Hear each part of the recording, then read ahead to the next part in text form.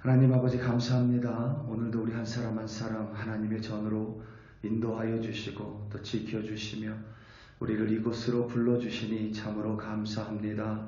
2월의 첫째 날입니다. 하나님 2월 한 달 동안도 하나님의 인도하심을 간절히 기도합니다. 우리가 어디에서 무엇을 하든지 늘 동행하시는 그 하나님을 바라보며 살아갈 수 있도록 하나님 도와주시옵소서. 그저 우리의 안위를 위해서 하나님을 찾는 것이 아니라 하나님을 마음에 모시고 하나님을 소중하게 여기며 하나님 앞에서 늘 순전한 주의 백성으로 살아갈 수 있도록 하나님 도와주시옵소서. 오늘도 우리에게 말씀을 내려주시는 하나님으로 말미암아 오늘 하루도 그리고 2월 한 달도 승리할 줄로 믿습니다. 감사드리며 예수님의 이름으로 기도드립니다. 아멘. 사무엘상 6장 1절부터 12절 말씀으로 주의 말씀을 증거합니다. 우리 다 함께 보시겠습니다. 능력받는 새벽기도, 응답받는 새벽기도, 성령과 함께하는 새벽기도. 할렐루야. 아멘. 2월의 첫째 날입니다. 언제나 변함없이 그리고 동일하게 우리와 동행하시는 우리 주님께서 2월에도 늘 여러분들을 지켜주시고 또 여러분 가족들을 보호하여 주시고 하나님의 임재로 늘 인도하여 주시기를 예수님의 이름으로 축복합니다. 그와 같은 주님의 은총과 사랑이 여러분과 여러분의 가족들 그리고 우리 글로리 교회 위에 풍성하게 임하기를 예수님의 이름으로 축원합니다. 사무엘이 여호와 하나님의 성소에서 잠을 자고 있을 때에 하나님께서는 사무엘을 부르셨습니다. 하지만 사무엘은 그것이 여호와 하나님의 음성인지 전혀 깨닫지 못했습니다. 어렸을 때부터 여호와 성전에서 지냈기에 하나님의 율법에 대해서는 분명히 잘 알고 있었겠지만 하나님과의 인격적인 교제가 사무엘에게는 없었습니다. 그런 사무엘에게 여호와 하나님께서 찾아와 주시고 사무엘의 이름을 하나님께서 직접 호명하여 주셨습니다. 이미 영적으로 둔감해졌던 엘리 제사장은 사무엘을 부르는 하나님의 음성이 3번이나 반복되고 나서야 비로소 사무엘에게 다시 한번 그의 이름을 부르는 소리를 듣거든 여호와여 말씀하옵소서 주의 종이 듣겠나이다 라고 말할 것을 가르쳐 주었습니다. 여호와 하나님께서는 사무엘에게 엘리 제사장과 그의 집안에 대해서 전에 이르신 것처럼 심판에 대해서 다시 한번 사무엘에게 말씀하시고 알려주셨습니다. 이를테면 사무엘에게 내린 하나님의 첫 번째 음성이 바로 심판의 메시지였던 것입니다. 다음 날 엘리 제사장은 사무엘에게 여호와 하나님께서 무슨 말씀을 하셨는지 물어보았습니다. 아직 어린 사무엘은 당연히 두려울 수밖에 없었습니다. 지금 사무엘은 엘리 제사장을 마치 아버지처럼 그리고 마치 여호와 하나님처럼 섬기고 있는 위치입니다. 그런데 그를 향한 여호와 하나님의 심판의 말씀을 전해야만 하는 난감하고 곤란한 처지에 사무엘은 놓여 있습니다. 하지만 사무엘은 하나님의 말씀을 있는 그대로 가감없이 전달했습니다. 그것은 우리가 생각하고 예상하는 것보다 훨씬 더 두려운 일입니다. 엘리 제사장은 하나님의 심판의 말씀을 2번째로 들었습니다. 성경 어디에도 분명히 2번째로 들었지만 그와 그의 2 아들인 홈니와 비느하스가 회개했다라는 기록은 성경 어디에도 찾아볼 수가 없습니다. 뿐만 아니라 여전히 그들은 하나님을 이용하여 자신의 배를 채우고 자신의 안위함만을 추구하고 있었습니다. 블레셋과의 전투에서 그와 같은 그들의 모습을 다시 한번 두 눈으로 똑똑히 확인할 수 있습니다. 블레셋이 이스라엘을 쳐들어왔습니다. 이에 이스라엘 사람들은 에베네셀 곁에 진을 치고 블레셋 사람들을 마주하고 대치했습니다. 에베네셀은 문자 그대로 도움의 돌이란 뜻입니다. 하나님의 도움이 있으리라고 믿고 이스라엘 백성은 블레셋을 상대로 치열한 전투를 벌였습니다. 그런데 의외로 반전의 결과가 나타났습니다. 이스라엘은 패배했고 4,000명의 안타까운 이스라엘 백성이 그 전쟁에서 목숨을 잃었습니다. 여호와의 도움의 돌이 있는 곳에서 싸움에 패배했다면 그들은 응당 하나님 앞에서 자신을 가다듬어야만 합니다. 자신들을 돌아보고 왜 여호와의 도움의 돌이 있는 지역에서 이스라엘이 하나님의 백성이 패배할 수밖에 없었는지 자신들에게서 그 원인을 찾아야만 합니다. 하나님 앞에 겸손하게 무릎 꿇고 회개해야만 합니다. 당시 이미 사무엘이 하나님의 선지자로 활동하고 있었습니다. 우리가 종종 선지자와 제사장을 헷갈릴 때가 있는데 선지자는 하나님의 말씀을 들고 이스라엘 백성에게 나아가는 사람이 선지자고 제사장은 백성을 대신해서 하나님께 나아가는 사람이 제사장입니다. 제사장과 선지자가 분리된 적도 있고 사무엘처럼 제사장직과 선지자직을 행한 인물도 성경 속에는 있습니다. 예수님께서는 왕이시면서 제사장이셨고 동시에 선지자이셨으며 완벽한 하나님의 희생제물이었습니다. 이 사무엘이 이미 하나님의 말씀을 받고 그 말씀을 백성에게 전달하는 역할인 선지자로 활동하고 있었기에 전쟁에서 패배한 이스라엘의 방백들, 그러니까 장로들은 선지자 사무엘에게 찾아가 자신들의 패배의 원인을 물어야만 하고 그것이 하나님을 두려워하지 않고 하나님을 마음에 두지 않은 자신들의 잘못이라는 것을 깨닫는다면 그들은 자신을 하나님 앞에서 반드시 겸손하게 낮추어 회개해야만 합니다. 그래야 그들은 전쟁에 승리할 수 있습니다. 그런데 이스라엘은 그렇게 하지 않습니다.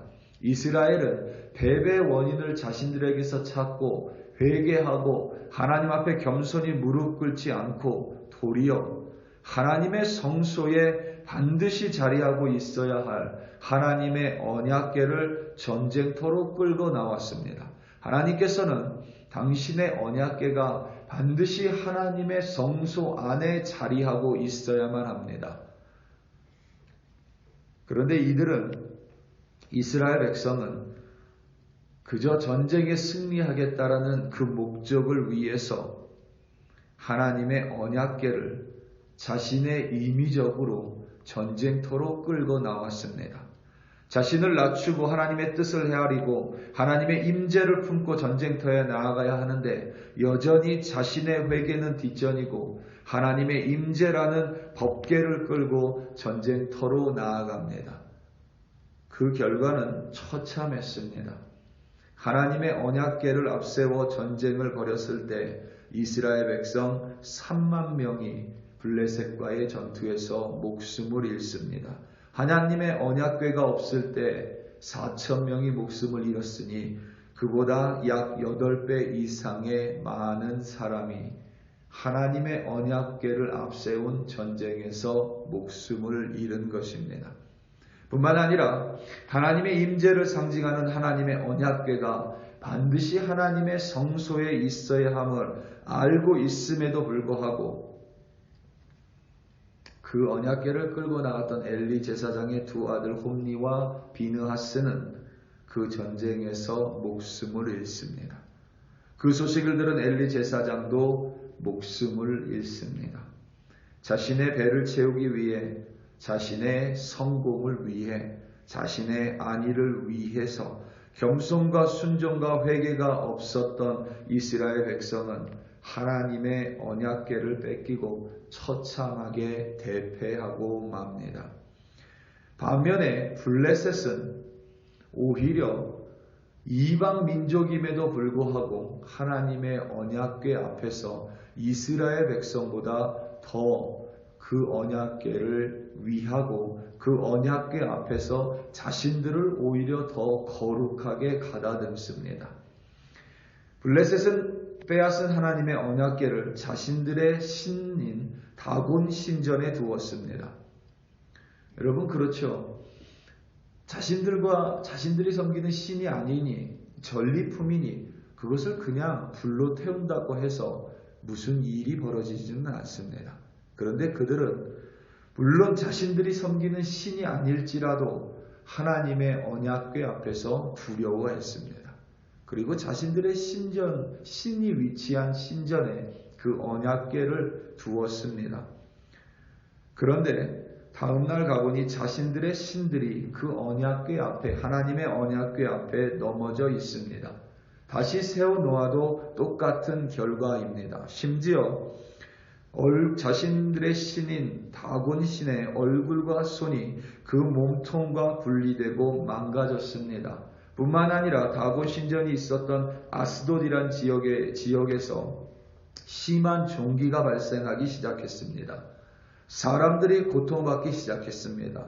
가드 지역으로 옮겨도 동일했습니다. 에글론 지역으로 옮기자 그곳 사람들은 자신들에게도 벌이 임할까 두려워 떨기 시작했습니다. 이에 블레셋의 방백들, 그러니까 장로들은 제사장들과 복술자들을 함께 불러 모았습니다. 오늘 말씀 1절부터 3절입니다.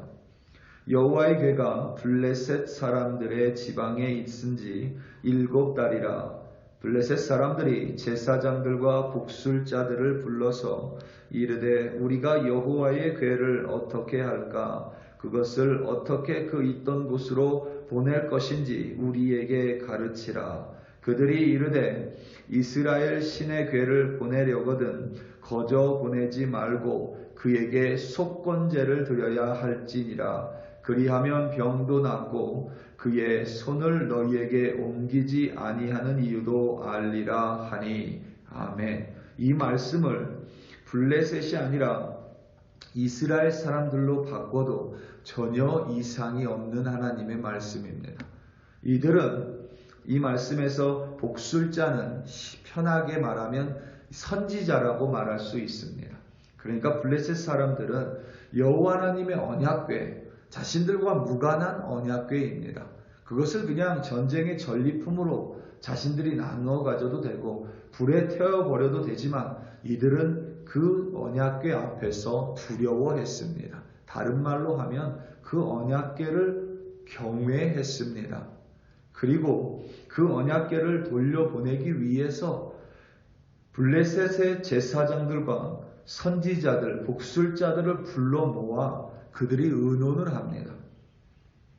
그리고 제사장들과 복술자들은 그것을 그냥 보내지 말고 속건제를 드려야 한다라고 말을 합니다. 속건제는 레위기에 의하면 여호와의 성물을 만져서 죄를 범했을 때에 하나님께 드리는 제사입니다. 그러니까 이 블레셋 사람들은 이 여호와의 궤가, 언약궤가 자신들과 무관할 수 있지만 혹시나 부지 중에 자신이 여호와의 거룩한 언약궤를 건드려서 자신이 범죄했을까 두렵기에 속건제를 드려 자신의 죄를 하나님 앞에 회개하기 원했던 것입니다. 뿐만 아니라 이들은 새 수레를 준비합니다. 레위기에 의하면, 출애굽기와 레위기에 의하면 여호와의 언약궤는 반드시 레위 사람들이 어깨에 메고 움직여야만 합니다. 하지만 이들은 하나님의 말씀을 몰랐습니다. 말씀을 몰랐지만 이들은 자신이 할 수 있는 모든 방편을 동원하여 가장 거룩하게 이 언약궤를 이스라엘 땅으로 돌려보내기 원했습니다. 하나님의 말씀을, 그러니까 율법은 이들이 몰랐을 수 있습니다. 하지만 이들의 마음 안에는 비록 여호와 하나님을 모르더라도 그 여호와 하나님을 향해서 두려워하고 경외하며 순전한 마음을 가지고 있었습니다. 이에 언약궤는 블레셋을 떠나게 되고 블레셋에는 종기가 멈추게 됩니다. 우리 사랑하는 성도 여러분, 우리는 하나님의 말씀을 아는 하나님의 백성들입니다. 하지만 하나님의 말씀을 알기 때문에 종종 우리는 하나님의 말씀을 내 배를 채우기 위해 그저 내 안위를 위해 얼마든지 이용할 수 있는 위협이 우리 앞에 있음을 반드시 기억하시기 바랍니다. 여호와 하나님은 그리고 그의 말씀은 결코 경홀히 여김을 받을 수가 없습니다. 우리가 오늘 하루뿐만 아니라 2월 한 달 동안에도 하나님의 말씀을 마음에 모시고 하나님의 말씀을 두려워하여 순종하고 여호와 하나님을 경외한다면 하나님께서 반드시 우리를 지키고 매일매일을 승리로 이끄실 줄로 확신합니다. 오늘 하루도 하나님의 말씀을 순전하게 마음에 품으시고 그 말씀대로 순종함으로 말미암아 오늘 하루도 그리고 2월 한 달도 승리하시는 여러분들 되시기를 예수님의 이름으로 축원합니다. 다 함께 기도하시겠습니다. 우리 시간 다 함께 기도할 때에 다음 주에 있을 우리 하이브리드 부흥회를 위하여 합심하여 기도하겠습니다. 특별히 하나님의 말씀이 선포돼도 우리의 마음밭에 따라서 때로는 그 말씀이 흔적도 없이 사라질 수 있습니다. 우리 이 시간 특별히 부흥회를 위하여 기도할 때에 부흥회에 나오는 모든 한 사람 한 사람들이 한 사람의 마음이 좋은 밭과 같이 그 말씀을 삼키고 그 말씀이 마음 가운데 심어지고 그리하여 그 말씀의 열매가 맺히는 귀한 마음들로 부흥에 참석하게 해달라고 우리 시간 다 함께 주여 한번 부르시고 합심하여 기도합니다. 주여 할렐루야 할렐루야 할렐루야. 하나님 아버지 이 시간 간절한 마음으로 하나님 다음 주에 있을 우리 부흥회를 위하여 합심하여 기도합니다. 아버지 하나님 여러 형식은 얼마든지 변화될 수 있습니다. 하지만 아버지 하나님 그 마음을 받는 주의 백성들의 마음은 하나님 결코 변화될 수 없습니다. 우리는 옥토밭이 되어야만 하고 좋은 밭이 되어야만 합니다. 가시덤불이 아니라 하나님 자갈밭이 아니라 길가가 아니라 우리의 한 사람 한 사람의 마음을 하나님 좋은 밭으로 변화시켜 주시옵소서. 그래야 하나님의 말씀이 분명하게 하나님의 말씀이 이 땅 가운데 떨어질 때에 하나님 우리 한 사람 한 사람의 마음에 그 말씀의 씨앗이 숨겨지게 하시고 그것이 하나님의 뿌리를 내리고 열매를 맺음으로 말미암아 말씀의 사람이 될 수 있도록 하나님 부흥회 가운데 오늘 우리 그리스도의 백성들의 마음을 미리 준비시켜 주시고 하나님 마음을 이끌어 주시고 마음 가운데 성령으로 말미암아 부드러운 마음으로 하나님 인도하여 주시옵소서. 그래야 하나님 부흥회를 통하여 모든 이들의 하나님의 말씀의 은혜를 누리게 하시고 그 말씀 붙들고 승리하는 우리 한 사람 한 사람으로 인도하여 주시옵소서. 할렐루야 할렐루야 할렐루야.